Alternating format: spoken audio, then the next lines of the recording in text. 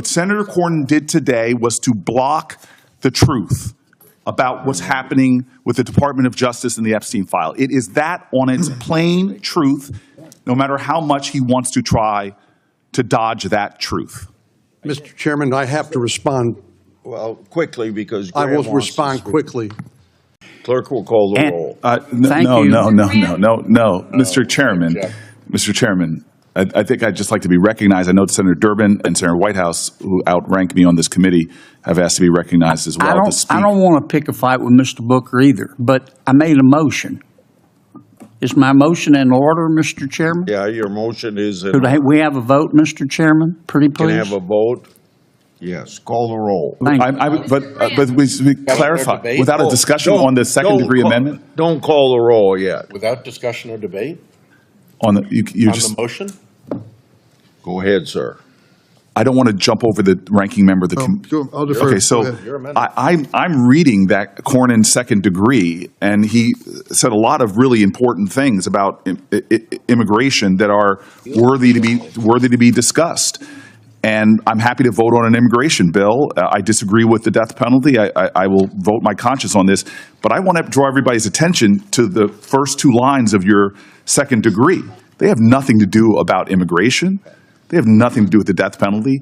I've never seen this before. His first two line is not to bring up this important issue that should be discussed, debated. Your first two lines are to strike my amendment in its entirety. So what we have right here is hidden behind real issues on immigration is really just trying to not vote on the important points that we brought up about transparency and accountability on the Jeffrey Epstein files. This is not an amendment to my amendment.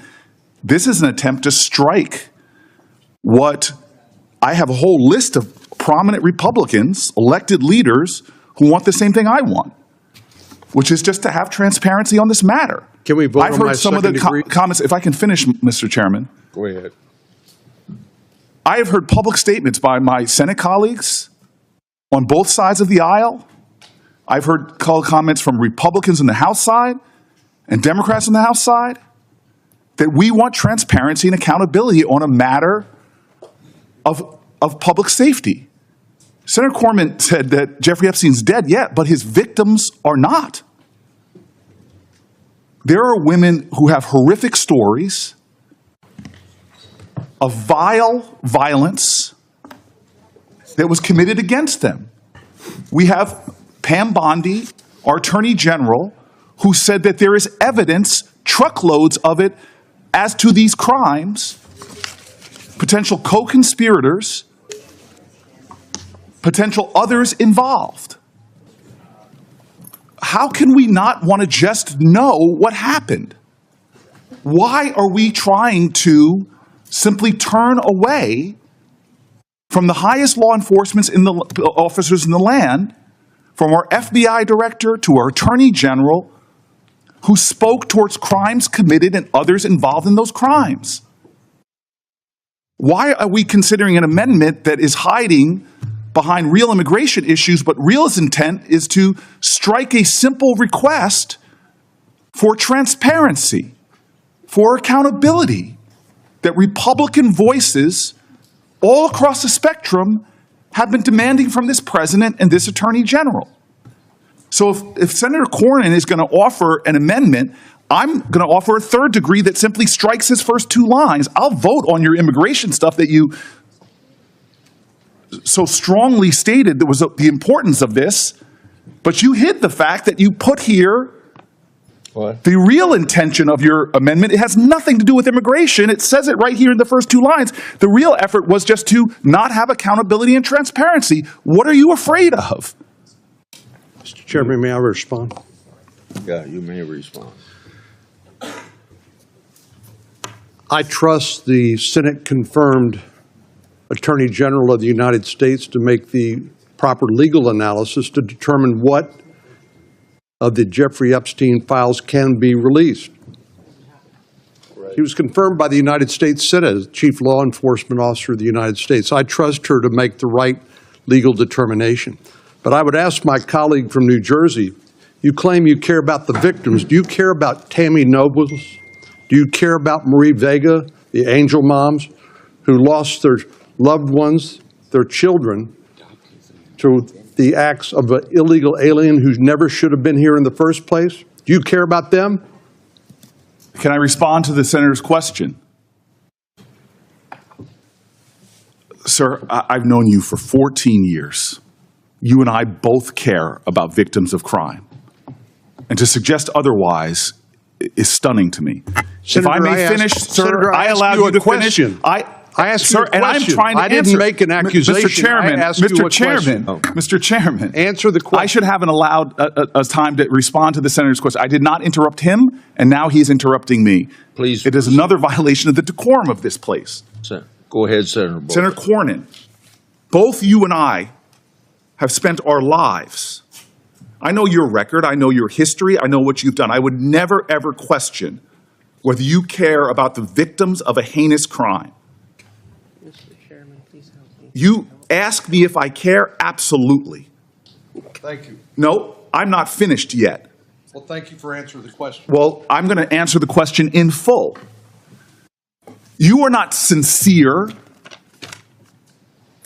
Let me explain. Sir, he has put an amendment in Would you allow trying me, to use the horrific nature Would you allow me as sponsor of this bill to Sir, explain? I will not pick a fight with Chuck Grassley in the same way that Chuck Grassley won't pick a fight with me. The reason for his amendment is because your amendment says that this bill that we're working on will not go into effect until we get all these records. And this bill is an opioid bill to help solve some of the drug problems in this country. And we ought to get it passed because it's a bipartisan bill and it's very badly needed. Sir, may I respond? Yes. So I said at the top of my comments, my frustrations, we've said it to your staff, we've said it to others, that when funds like this have been made available so far in the first 6 months, they're clawing back funds from my state. And that's unfair, and I would like to deal with those. We could deal with them. And given that, I am sticking to an amendment that is not controversial. I know it's not controversial, sir, because I've seen polling literally on Republican channels that the overwhelming majority of Republicans and Democrats want transparency and accountability. That the overwhelming majority of Americans has seen that one of these two things is lies. Is there truckloads full of evidence as to victims of crime not having justice? Have we been lied to? Who are we trying to protect? What are they trying to hide? This is not controversial. We have Republican leaders in Congress calling for the same thing that this amendment calls for. And so for a second degree to be offered to mine, where you're using horrific crimes to hide the real intention of this, if this amendment is so important, just strike the first two lines that strikes my entire amendment. The intention of this is clear. It's to not give the American people accountability, transparency, and truth. That's what we as the Judiciary Committee should be seeking.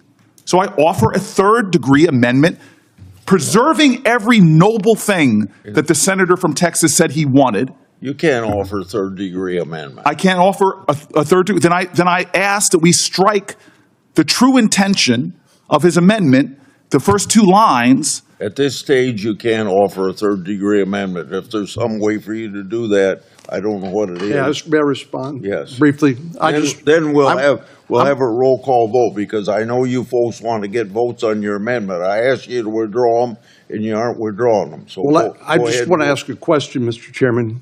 In your opinion, would the addition of these amendments to the underlying bipartisan bill jeopardize our ability to pass this underlying bill, anti-opioid bill, out of committee and across the Senate floor and get it enacted into law? Would these amendments jeopardize that? I see them jeopardized in ways even beyond what you said. So, Because if we pass the legislation with this stuff on, it wouldn't go into effect anyway. Who knows how far down the road? When the president signs the bill, I want it to be effective. That's what I thought, and I appreciate your answering the question. I think the debate that Senator Booker and I have is not something that's going to be resolved today. And so it will continue. So I think regardless of how we act on the underlying bill, that debate will continue, and neither he nor I are giving anything up in terms of our ability to continue to debate this topic. But I'm willing to withdraw my amendment if Senator Booker's willing to withdraw his amendment in the interest of passing this bipartisan anti-opioid bill out of the committee and through the Senate and seeing it enacted into law, and hopefully saving some lives in the process. Senator Booker. Mr. Grassley, sir, I have asked for someone to address my New Jersey concerns for months now. There was an incident in which you got a special carve-out for your state when they froze funds, but I have got no justice for New Jersey. So if you want to postpone this and address my New Jersey concerns about the resources we are not getting, and I know you would do that with me in good faith, I would be happy in our next meeting, but right now I am sticking with my amendment. It'd be faster to address your concerns for New Jersey if you'd asked me to help you with the administration to get something done so you can get your money.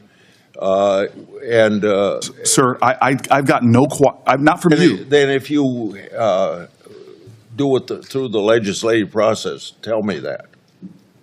Let me make a conversation with the White House on your issue. But I'm going to stick with my amendment until I get satisfaction on Okay? that. The clerk will call the roll. What are we voting on? I have no idea. On my amendment? No, we're voting. It's the second degree. Call the roll on the Cornyn amendment. Mr. Chairman, point of order. So his second degree, which had nothing to do with immigration, which was to conceal the Epstein file, Senator Cornyn's effort to conceal the Epstein files right here on 1 and 2 has now violated my amendment. There is no amendment anymore. It passed. That's right. That's right. And Cornyn is saying, yes, I did something to stop the American public from seeing the Epstein files. It renders my amendment moot. That was the intention of Senator Cornyn's amendment that he just passed, which was to conceal Chairman, I have to respond. Nothing we are voting on today is going to change any of the debate about the Epstein files. So your letter addresses their. Is That debate will continue. That is not And if true. you don't acknowledge that, I just have to, I really question whether your amendment is actually in good faith or not, because nothing's going to change that. But, Mr. Chairman, my second degree amendment passed, which included striking the Senator Booker's amendment. I believe we've, committee's spoken. May I respond? He directly referenced me. May I respond? Mr. Chairman. Go ahead. So Mr. Cornyn claims that nothing about this would end debate. We're not seeking to end debate. We're seeking to pass legislation out of this committee that would force the disclosure and the transparency and the truth being made public. We had a chance today that Senator Cornyn blocked to make the truth known to the American public. We had the power today, the possibility today, to force out the truth regarding the Epstein files and the lies and the obfuscation that is happening by this administration. What Senator Cornyn did today was to block the truth about what's happening with the Department of Justice and the Epstein file. It is that on its plain truth, no matter how much he wants to try to dodge that truth. Mr. Chairman, I have to respond. Well, quickly, because I Graham will wants to respond speak. quickly. Take your time. What Senator Booker is trying to do is to kill this underlying bipartisan bill that will hopefully save hundreds, maybe thousands of lives because of the opioid crisis. It's already taken tens of thousands of lives in this country over recent years because of the Biden open border policies.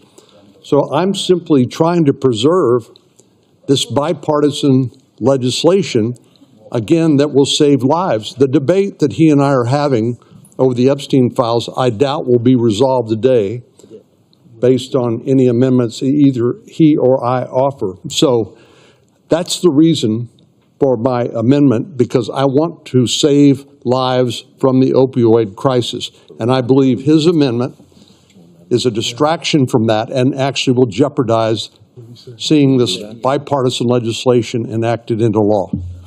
Mr. Chairman, Mr. Chairman, Thank you, Mr. Chairman, may I respond? No, I'm calling on Grant. I thought you were going back and forth, sir. I didn't know I'll that. be real quick. So if Senator Booker's problem is with the bill itself, which it seems to be, I understand that. Hopefully we can work out a way to get money to your state you think does justice for New Jersey. I got that. That makes perfect sense. But the Epstein amendment, present it some other way, it's not going away. What we're trying to do with this bill is really good. And there's no end to this, a way of doing business here. If this is a headline about Cornyn blocks transparency of Epstein, then that would be sad, because he's responding to your amendment that would make the bill, quite frankly, fail. I want to help Senator Booker with your problem, but what you're doing, I don't think is helpful to the bill. I don't think it's helpful to the committee. I don't think it's helpful to your problem. Senator Graham, there's not been a time in my career where you said you want to help me that you didn't. So I'm going to take you up on that, and I'm going to withdraw glad to- and I'm going to withdraw my amendment. You're a good man, and I will try to deliver with Senator Grassley the best I can. Mr. Chairman, I would withdraw Okay, I would also ask leave to withdraw my amendment and vote on the underlying bill. What happened in that committee room wasn't just a disagreement over amendments or a clash of political positions. It was a raw, unfiltered display of how deeply some people fear the truth, how desperately they will twist, delay, obstruct, and distract when transparency threatens to expose something bigger than any single vote, any single bill, or any single senator. Senator Booker walked into that room with one clear objective: transparency regarding the Epstein files, a demand backed not by partisanship but by the basic expectation of justice shared across the entire political spectrum. And as the debate unfolded, as voices rose and procedural smokescreens were deployed, it became painfully obvious that the very thing Booker was demanding, the truth, is the one thing some people absolutely do not want the American public to see. Booker didn't waver for even a second. Every time his amendment was dismissed, every time someone tried to bury the conversation under unrelated issues, every time someone pointed fingers to create emotional fog instead of clarity, he pulled the discussion right back to the core question: why are we not willing to release the Epstein files? Why are we not willing to let the American people see what their own government has been hiding?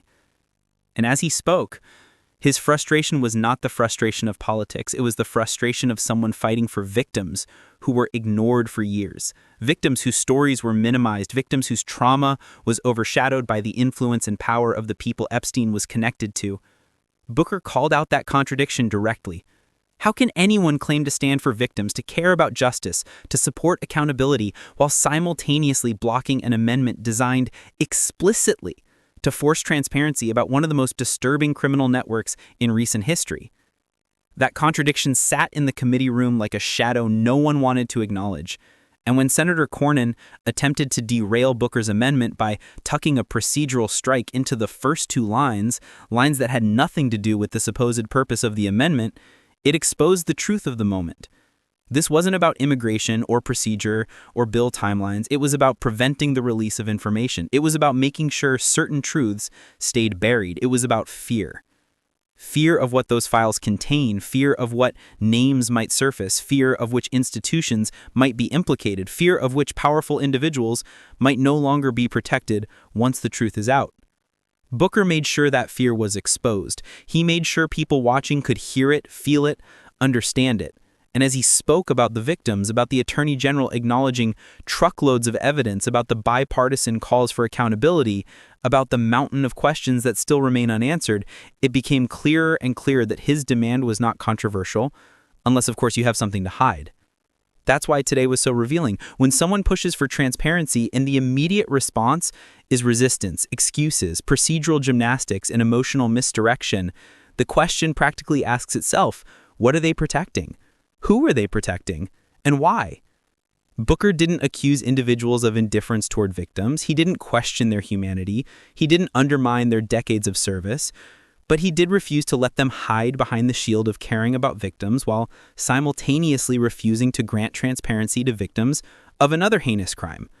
The contrast was sharp, and everyone in that room felt it, because the Epstein case is not a footnote, not a side topic, not a political football. It is a wound, deep, unresolved, and still bleeding.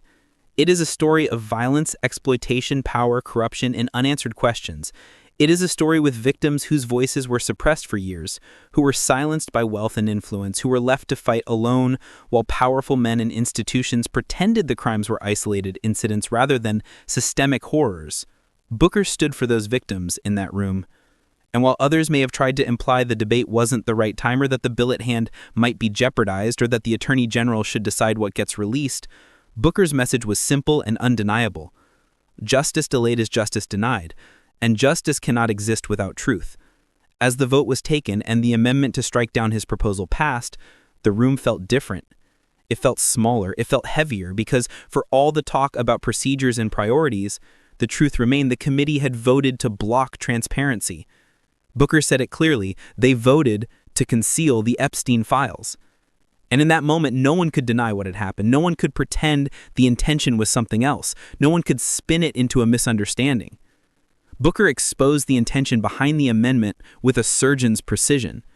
He pointed at the exact lines designed to strip away transparency. He called out the tactic. He named the action. And he forced everyone watching, everyone inside the room and everyone watching the footage, to confront a simple truth. When you remove transparency, you are choosing concealment. When you conceal the truth, you are protecting someone. When you protect someone, in this case, you are protecting individuals connected to one of the darkest criminal networks in America's recent history. And that's why today matters. Today was not a defeat. Today was not a setback. Today was a revelation of who was willing to fight for the truth and who was willing to bury it. Booker's strength today wasn't just in his words. It was in his refusal to be silenced, in his refusal to be redirected, in his refusal to let the truth become collateral damage to political convenience. And when he withdrew his amendment later, not because he changed his position, not because he backed down, but because he secured commitments for New Jersey and because he recognized the strategic path forward, it showed something even more powerful. He is playing the long game. He knows this battle is not over. He knows today was just one moment in a much larger war for transparency. He knows that public pressure only grows when the truth is blocked. He knows that the more they resist, the more the American people will demand answers. The truth has a strange way of surviving obstruction. The louder the system tries to silence something, the louder the public becomes. And make no mistake, the demand for the Epstein files is not disappearing, not after today, not after millions of people see what unfolded, not after the world watches a senator stand alone, refusing to let the truth be hidden. Today, Booker sent a message, not just to that room, but to the entire country. This fight isn't over, not even close. And the truth? It's coming. Maybe not today, maybe not tomorrow, but eventually. And when it comes, it will be bigger than anyone expects, louder than anyone is prepared for, and more devastating for those who tried to hide it than any amendment or vote could ever prevent. You can delay the truth. You can bury it under procedure, you can drown it in excuses, but you cannot kill it, because eventually the truth comes out. And when it comes out, it doesn't whisper, it roars. And when those files are released, because eventually they will, a lot of people are going to have to answer for why they worked so hard to hide them. The truth is coming, and when it comes, it won't whisper, it will roar.